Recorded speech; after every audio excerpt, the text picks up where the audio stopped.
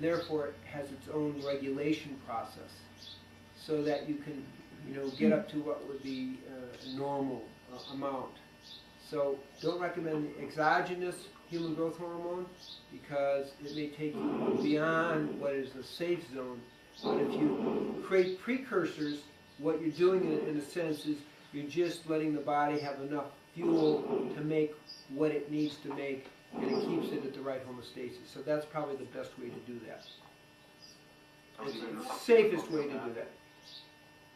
Pardon? I assume your dad is going to 1 to 3 weeks, and we know no difference in seizures or angiopathy. Do you recommend anything to try? What, you said 3 weeks? Yeah. Well, yeah, but the recommendation is 3 months. How long do you think you're going to take difference? Well, people after 3 months usually notice some difference if they have had any previous problems. 3 months, not 3 weeks. When you were talking about the HGH, were you also talking about the homeopathic? Well, that's kind of in between. It definitely increases the growth hormone, but the real thing probably, Gabriel used it for a while, doesn't use it anymore. I feel the safest way to go is provide the precursors and let the body figure it out. The homeopathic actually is more a stimulus, which is slightly different. It kind of moves you beyond your regulation, your natural regulation. That's just that's my philosophy about it. Doesn't mean it's right there, but it's how I interpret it. Yes, go ahead. I have a question on agave. Yes. I'm using the raw dark agave. Okay, first let's get clear. There's no such thing as raw agave. Well, whatever it is you sell as a tree. Right. We don't really think it's raw, but the dark agave is a lower glycemic than the light agave. Okay. There's stuff out there now that they're saying that agave is all fructose and it's no different than using the high fructose corn syrup. What is your... I don't think that's the case, but I do think it is definitely, has a glycemic thing. People who don't have much problem, if they use a little raw, a dark agave, it's okay. Generally, don't really recommend agave. Somebody's making a lot of noise out there. Can you press star? If everybody could press star 6 except those who are talking, it would be good. Yeah. The course of growth hormone, which are the amino acids that are actually the precursors? Yeah. Arginine is very good.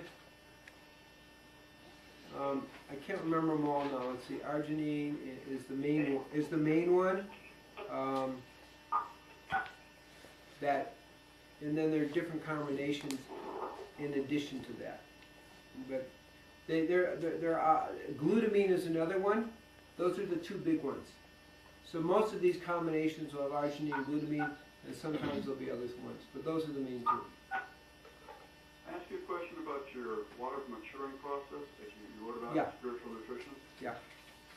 You mentioned the process in there, and I know I was using a lot of it now.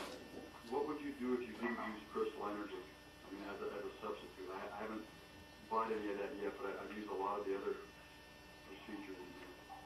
Well, just the minerals that we put in, the 12 drops per gallon of active ionic will structure the water. Okay. But the crystal energy is just a little stronger because it's not adding minerals, because we want just 50 parts per million.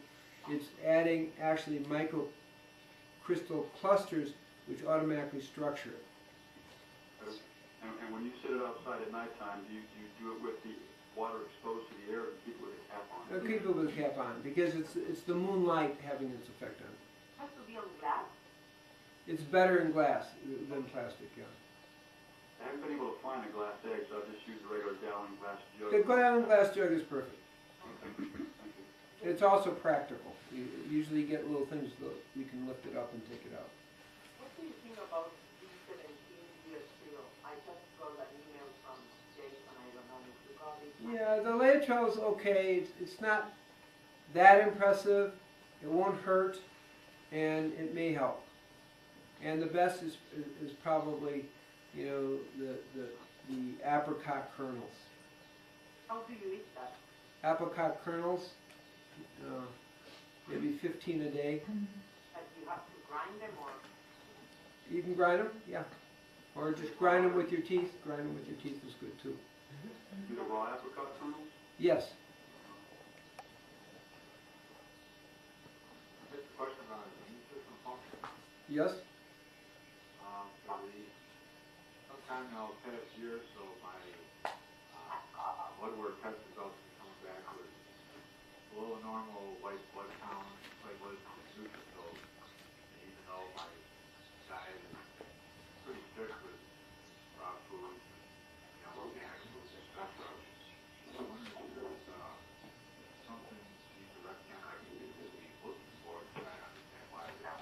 Well, the first thing to understand is vegans generally, or live fooders, who generally going to have lower results, particularly neutrophils, because the body isn't being hyperstimulated with cooked food.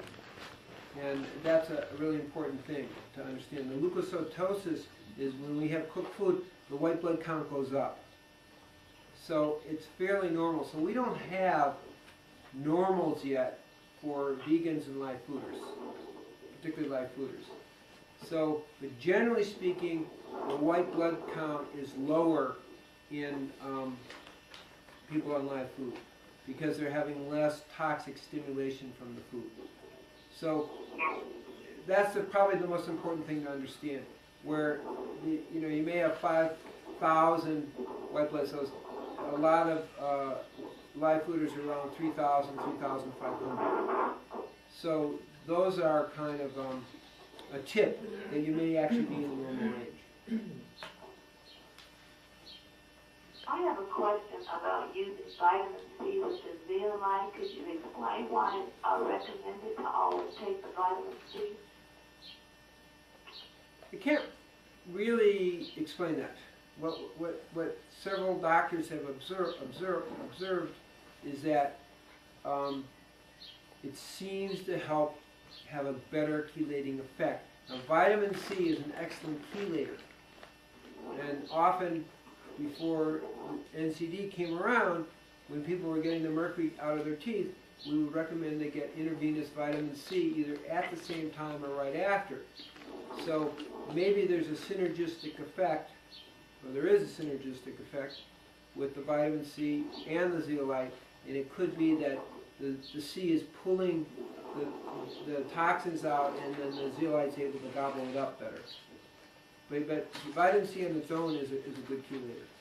So that's probably what it is.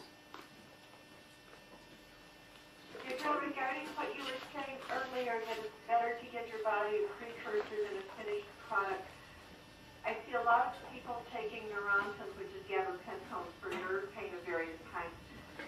And would you recommend simply taking GABA instead, GABA? And if so, how would you taper somebody off of gabapentone onto GABA?